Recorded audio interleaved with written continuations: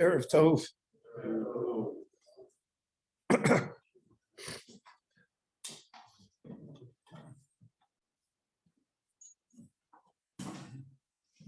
In the exile, the Haftorah of Achron Shel Pesach is from the Navi Yeshayahu, Od Hayom Lanov Lamod, a great chapter that deals with the Messianic era, the redemption of Israel, the better world for all of humanity. All the chapters in Tanakh are holy. This is one of the exalted visions that exist. Since there is no Achron Shel Pesach in Israel, so we would never have a chance to hear this Haftorah because there's no Eighth Day of Pesach here. Just as, for instance, the Haftorah of Shmini Atzeres and has gone by the wayside because of the fact that Simchas Torah has absorbed all of Shmini Atzeres here. It's only one day. Nevertheless, this chapter of the Navi Yeshayahu has been preserved by the Rabbanut to be read today on Yom Ha'atzmaut.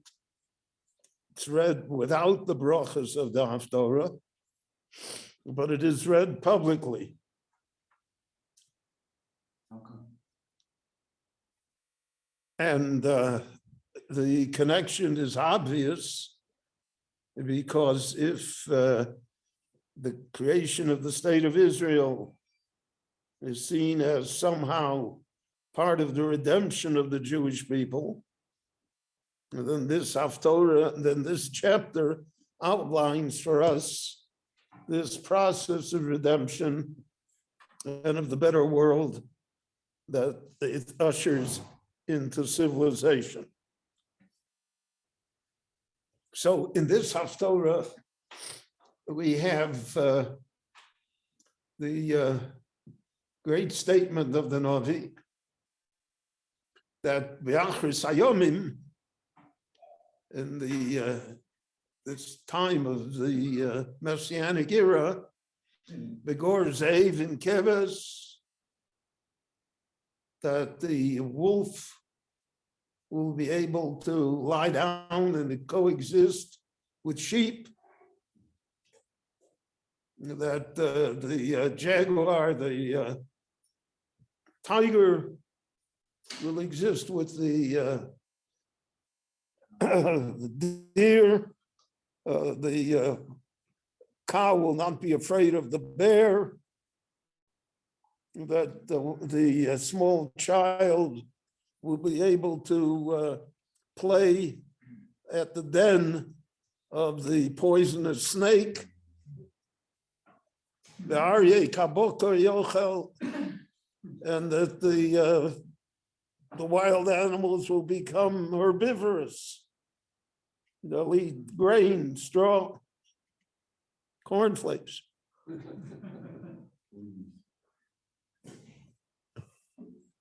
So how are we to understand this vision, these psukim? So the Rambam in Hilchos Malachim,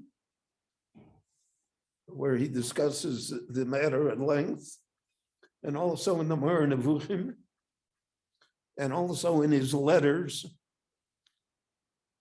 The Rambam looked at all of these psukim, and he said, we have a basic rule in the Talmud, enunciated by Mar Shmuel, the great Amora Rav Shmuel, the Rav in Mardoeh, that he said, Ein bein Yemos HaMashiach L'olam Hazeh Elo Shibud Malchus Bilvad.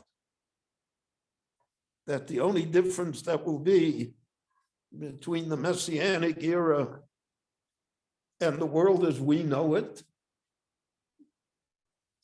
will be that the Jewish people, the Jewish state, will be freed from the yoke of other nations, from the influence of other more powerful nations. That'll be the only difference. And the Gemara, interestingly enough, decides the halacha like Mar Shmuel. The Gemara adopts this view. Well, if we adopt this view, that the only difference will be Shibud Malchus, then what is the Navi Yeshayahu talking about? When he talks about that the bear and the lion and the tiger will be like the cow and the deer and etc.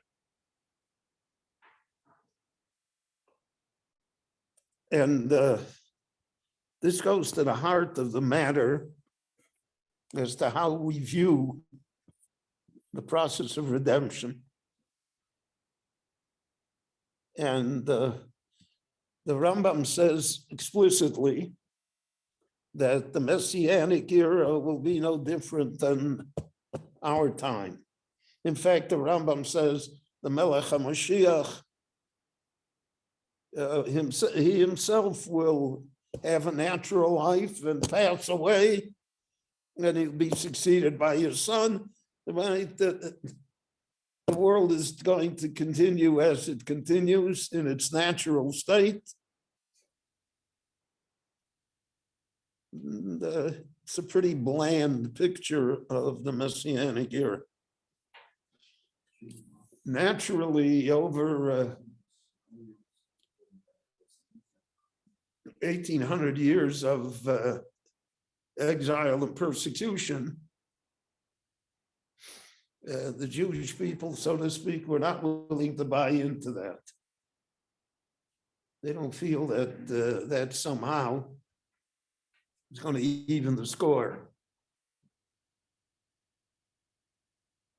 It's very nice that everybody sends a telegram of congratulations to the President of the State of Israel on the 74th anniversary. But that doesn't really change our status in the world.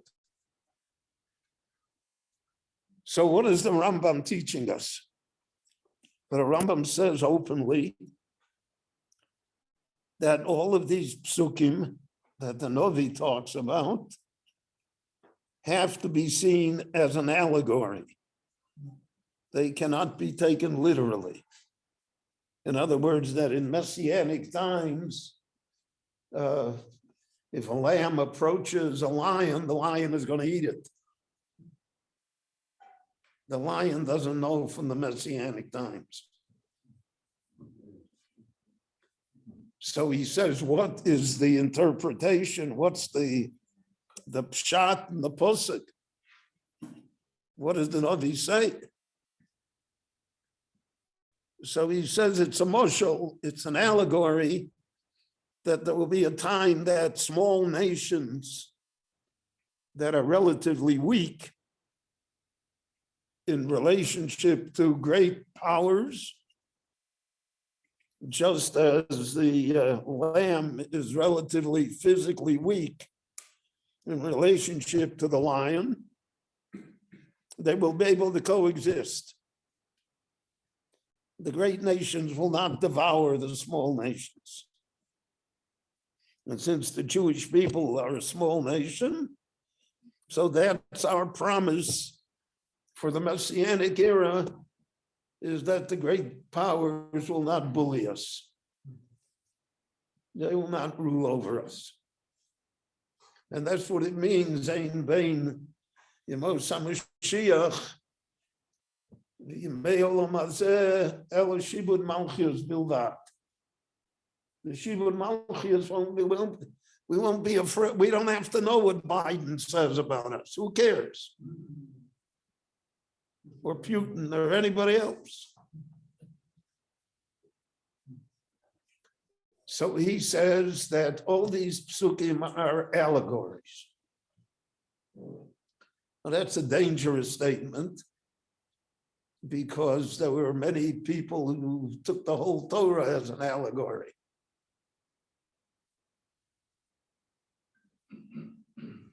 There's a famous quip that Yaakov Avinu said, "V'nosan li lechem lechol v'eged lilbosh."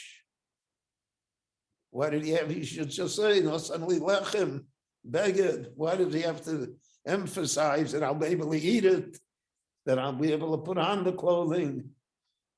So they said because he knew that a Rebbe would come along and say, "Beged is not beged, and lechol is not lechol, food is not food," and they would interpret everything allegorically. He said, so meanwhile he would starve to death. So there's a tremendous danger in allegory. On the other hand, without allegory, if you take everything literally,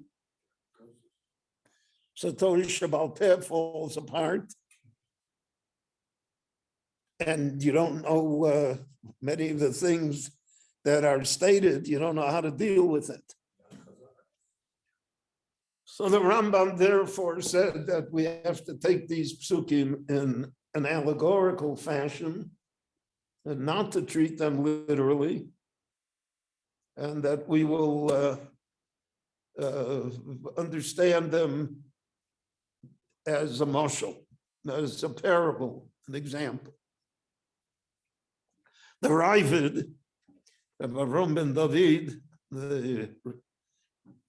who had the community of Pasquaires in Provence, and who was the chief commentator to the Rambam. And it was a very strong, has very strong expressions. So he comments on it. Umayase, what will the Rambam do with the pasuk in Vayikra? Vashivosi chaya roa min oretz. I will eliminate all the wild animals from the earth. So all the Meforshim say, what is he asking him? The Rambam just told you that he's dealing with allegories. So the same way that the lion and the lamb is an allegory, then Ashivosi Chai Rom in Oretz is also an allegory.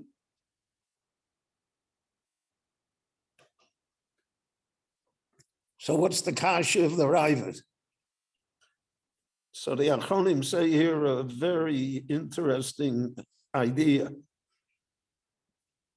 They say the Rambam can say allegory, but he can only say allegory in Tanakh, not in Torah. In other words, the words of the Nevi'im and of Ksuvim are subject to interpretation. And every Navi has his own style, and we can say that the Navi meant it as an allegory. The Rambam has a basis to say that. But Torah, which was given verbatim to Moshe Rabbeinu, that is never subject to allegory. And therefore, the Ravid asks him from a pasuk in Vayikra. He says, Ma'yaseh, what's he going to do with this pasuk? Mainly Yeshayahu, he can deal with allegories. But what's he going to do with this pasuk in the Torah? And because of that, therefore, that's the basis really for the other view regarding the Messianic era, which holds it to be a time of, so to speak, suspension of natural law and nature. And over time, it's been built up into all sorts of things. So too, the Rambam clearly differentiates the period of Tchiyat HaMeitim from the period of the Mashiach. He says they're two separate things. But in Jewish, you ask the man in the street, so to speak, it's all lumped together. Because we want a fantastic Yemos HaMashiach. We're not interested in the Yemos HaMashiach that just is Shibud Malchias Bilvad. So on the basis of how to interpret these psukim in the Navi, there has arisen, and there still exists, various streams of thought in the Jewish world regarding how we will view the process of the redemption. Is it a purely natural process that can be explained politically, diplomatically, economically, militarily? Or does it have to come with thunder and lightning and miracles? Does it have to come in a supernatural way? That's a debate that exists today. Today, it lies at the heart of many of the things that concern us and how we view the state of Israel. And this is therefore raised for us simply by reading the words of the Navi. All the questions are raised. What did the Navi mean? What effect does it have upon us? But we can rejoice that we can argue in this manner. That somehow for us, it's a matter of reality and not just of theory. Rabbi Chananya ben Akashi Omer Tzakari Baruch Hu L'Zakos Yisrael Lefichol Hibur Lahem Torah Mitzvot Shenemar Adonai Chavei Saman Tzidko Yadil Torah Yadir.